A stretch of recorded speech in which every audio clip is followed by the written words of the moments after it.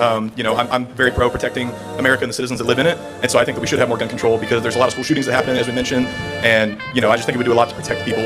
And I think the Second Amendment also qualifies that we should have regulations for guns. I want to know your thoughts on that. Sure. Do you think gun ownership is a right or a privilege? I think it's a right, but it comes with responsibilities. Okay, tell me more.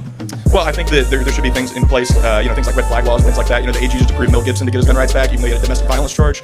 So, I don't think the people that commit these violent crimes should be able to buy guns and things like that. And I think we should have red flag laws in place to make sure that those violent criminals aren't getting guns. Okay, so let's go. So tell me, in your perfect world, what would constitute a red flag? Just things like, we can look into any kind of medication and things like that that can affect someone's... That could be dangerous, right? That could be there's a lot of vets that come home from war and that are on a lot of medication. A lot of vets could have their weapons taken away. Well, I'm not necessarily saying... Bless you. Bless you. Thank you. It's the pollen or something. Thank you.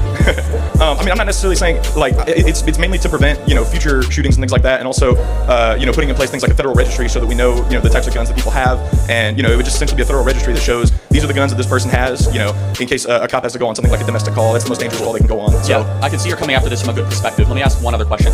What would you say is the ultimate and final purpose of the Second Amendment?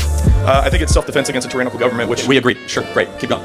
Well, but I think within the Second Amendment, it also implies that we have high regulations in the first four words. Sort of. Well-regulated militia actually meant well-armed, but that's a separate issue. But well, how do you know? You're interpreting what the Founding Fathers Well, they said it in the Federalist Papers, right? So it's not just me, but also in the Heller decision, in the 5-4 decision, that said that gun ownership was a right. This was a hotly debated thing. But do you disagree? Sorry, I didn't mean to interrupt you. Do you disagree with the idea of a federal registry like that? Oh, without a doubt. The only reason you want to register the guns is you want to confiscate them.